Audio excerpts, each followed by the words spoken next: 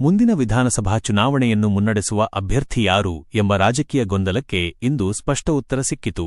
ಮಸ್ಕಿ ಕ್ಷೇತ್ರದ ಮಾಜಿ ಶಾಸಕ ಪ್ರತಾಪಗೌಡ ಪಾಟೀಲ್ ಅವರು ಪಕ್ಷದ ಕಾರ್ಯಾಲಯದಲ್ಲಿ ನಡೆದ ಪತ್ರಿಕಾಗೋಷ್ಠಿಯಲ್ಲಿ ಮಾತನಾಡಿ, ಮುಂದಿನ ಚುನಾವಣಾ ಅಖಾಡದಲ್ಲಿ ನಾನೇ ಅಭ್ಯರ್ಥಿ ಎಂದು ಸ್ಪಷ್ಟವಾಗಿ ಘೋಷಿಸಿದರು.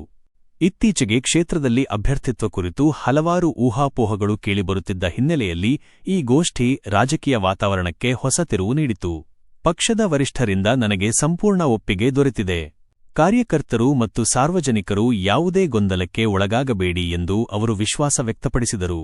ಅವರು ತಮ್ಮ ಭಾಷಣದಲ್ಲಿ ಕಾರ್ಯಕರ್ತರ ಏಕತೆ ಮತ್ತು ಸಂಘಟನೆಯ ಶಕ್ತಿಯ ಮಹತ್ವವನ್ನು ಒತ್ತಿ ಹೇಳಿ, ಮುಂದಿನ ಚುನಾವಣೆಗೆ ಸಜ್ಜಾಗುವಂತೆ ಕರೆ ನೀಡಿದರು.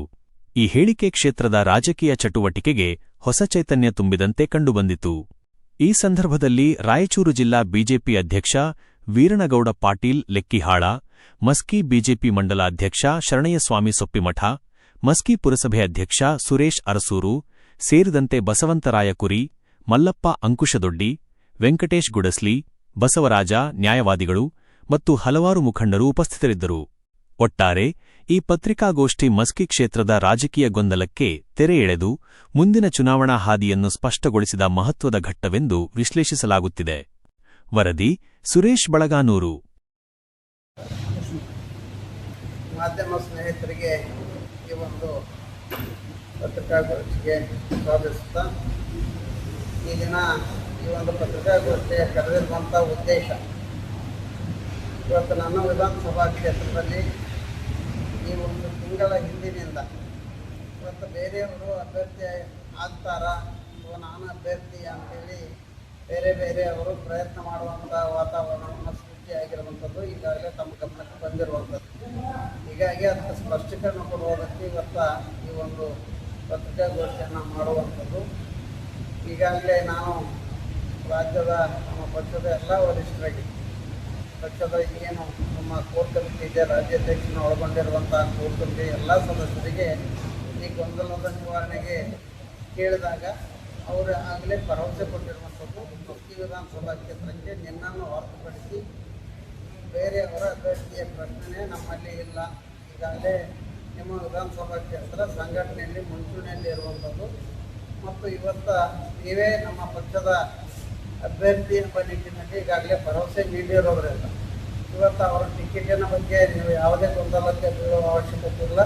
ಪಕ್ಷದ ಸಂಘಟನೆಯನ್ನು ನೀವು ಮಾಡುವಂಥ ಕೆಲಸ ಮಾತ್ರ ಮಾಡಿರಿ. ಇನ್ನೂ 2 ವರ್ಷದಲ್ಲಿ ಪಕ್ಷದ ರಾಷ್ಟ್ರೀಯ ಮಂಡಳಿ ಇದೆ, ಅದನ್ನೆಲ್ಲವನ್ನು ನಿರ್ಣಯ ಮಾಡುವಂಥದ್ದು ರಾಷ್ಟ್ರೀಯ ಮಂಡಳಿ. ಹೀಗಾಗಿ ಇವತ್ತು ನಾವು ರಾಜ್ಯದಿಂದ ನಿಮಗೆ ಸಂಪೂರ್ಣವಾಗಿರುವಂಥ ಭರವಸೆಯನ್ನು ಕೊಡ್ತೀವಿ, ನಿಮ್ಮ ಪರವಾಗಿ ಬೆಂಬಲವನ್ನು ಕೊಡ್ತೀವಿ.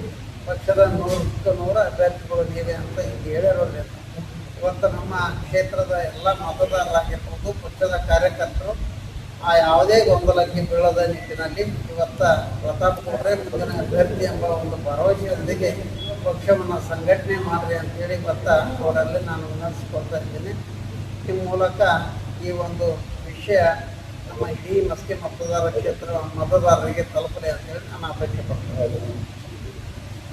ನೋಡಿ, ಇವತ್ತು ಮಸ್ಕಿ ವಿಧಾನಸಭಾ ಕ್ಷೇತ್ರದ ವ್ಯಾಪ್ತಿಯಲ್ಲಿ ಸನ್ಮಾನ್ಯ ಶ್ರೀ ಪ್ರತಾಪಗೌಡ ಪಾಟೀಲ್ರವರ ನೇತೃತ್ವದಲ್ಲಿ ಭಾರತೀಯ ಜನತಾ ಪಾರ್ಟಿ ಸಂಘಟನೆಯಲ್ಲಿ ಇಡೀ ಜಿಲ್ಲೆಯಲ್ಲಿ ಒಂದು ಒಳ್ಳೆಯ ಸ್ಥಾನದಲ್ಲಿದೆ. ಈಗಾಗಲೇ ಪ್ರತಾಪಗೌಡ ಪಾಟೀಲ್ರವರ ನೇತೃತ್ವದಲ್ಲಿ ಪ್ರತಿ ಹಳ್ಳಿ ಬೂತ್ ಮಟ್ಟದಲ್ಲಿ ಮತ್ತು ಶಕ್ತಿ ಕೇಂದ್ರ ಮಹಾಶಕ್ತಿ ಕೇಂದ್ರಗಳ ಮಟ್ಟದಲ್ಲಿ ಇವತ್ತು ಸಂಘಟನೆಯನ್ನು ಚುರುಕುಗೊಳಿಸಿರೋದ್ರಿಂದ ಇವತ್ತು ಯಾರೋ ಕೆಲವೊಬ್ಬರು ತಮಗೆ ಆಗಿ ಬರಲಾರದವರು ಈಗ ಸುಳ್ಳು ಸುದ್ದಿಯನ್ನು ಹಬ್ಬಿಸೋದು ಸಹಜತೆ. ಈಗ ರಾಮುಲು ಅವರು ಇರ್ಬೋದು, ಯಾರೇ ಪಕ್ಷದ ನಾಯಕರು ಈ ಕ್ಷೇತ್ರದಲ್ಲಿ ಬಂದಾಗ ಪಕ್ಷದ ಸಂಘಟನೆಯ ತಂಡದ ಜೊತೆಗೆ ಬಂದರೆ ಅವರಿಗೆ ತಮ್ಮದೇ ಆಗಿರ್ತಕ್ಕಂಥ ಒಂದು ಇದು ಇರುತ್ತೆ. ಆದರೆ ಇಲ್ಲಿ ಅವರು ಯಾವುದೇ ಒಂದು ಖಾಸಗಿ ಕಾರ್ಯಕ್ರಮಗಳಿಗೆ ಬಂದು ಹೋಗಿರೋದನ್ನ ಒಂದು ವಿಷಯವನ್ನು ಇಟ್ಕೊಂಡು ಇವತ್ತು ಸುಮ್ಮನೆ ಸುಳ್ಳು ಸುದ್ದಿಗಳನ್ನು ಇಲ್ಲಿ ಹಬ್ಬಿಸ್ತಾ ಇದ್ದಾರೆ. ಇವತ್ತು ರಾಜ್ಯ ನಾಯಕರು ಇರ್ಬೋದು, ಒಂದು ಜಿಲ್ಲೆಯ ಸಂಘಟನೆ ತಂಡ ಇರ್ಬೋದು ಮತ್ತು ಜಿಲ್ಲಾ ಕೋರ್ ಕಮಿಟಿ ಇರ್ಬೋದು, ಸಂಪೂರ್ಣವಾಗಿ ಇವತ್ತು ಪ್ರತಾಪಗೌಡ ಪಾಟೀಲ್ ಸಾಹೇಬರ ಜೊತೆಗಿದೆ.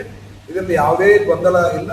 ಈಗಾಗಲೇ ಸಂಘಟನೆ ಇಡೀ ವಿಧಾನಸಭಾ ಕ್ಷೇತ್ರದಲ್ಲಿ ಅತ್ಯಂತ ಚುರುಕಾಗಿ ಇವತ್ತೇ ಚುನಾವಣೆ ನಡೆದ್ರೆ ದೊಡ್ಡ ಅಂತರದಿಂದ ಇವತ್ತು ಗೆಲ್ಲುವಂತ ವಾತಾವರಣ ಇವತ್ತು ಮಸ್ಕಿ ವಿಧಾನಸಭಾ ಕ್ಷೇತ್ರದಲ್ಲಿ ನಿರ್ಮಾಣ ಆಗಿದೆ. ಇದನ್ನು ಸಹಿಸದೆ ಇದರಲ್ಲಿ ಎಲ್ಲಾ ಪಕ್ಷದವರ ಕೈವಾಡ ಇದೆ. ಇದರಲ್ಲಿ ರಾಹುಲ್ ಅವರ ಅಭಿಮಾನಿಗಳು ಎಲ್ಲಾ ಪಕ್ಷದಲ್ಲಿ ಇದ್ದಾರೆ. ಇವತ್ತು ಅವರು ಎಲ್ಲರೂ ಸೇರಿಕೊಂಡು ಇದೊಂದೇನೋ ಒಂದು ಗುಲ್ ಎಬ್ಬಿಸ್ಬೇಕು ಅಂತೇಳಿ ಮಾಡ್ತಾ ಇದ್ದಾರೆ. ಅದಕ್ಕೆ ಯಾವುದೂ ಅರ್ಥ ಇಲ್ಲ. ಇಲ್ಲಿ ಪ್ರತಾಪ್ ಗೌಡ ಪಾಟೀಲ್ ರವರ ನೇತೃತ್ವದಲ್ಲೇ ಸಂಘಟನೆ ನಡೆದಿದೆ. ಅವರೇ ಮುಂದಿನ ಇಲ್ಲಿ ಅಭ್ಯರ್ಥಿ ಆಗ್ತಾರೆ. ಅದು ಎರಡು ಮಾತಿಲ್ಲ.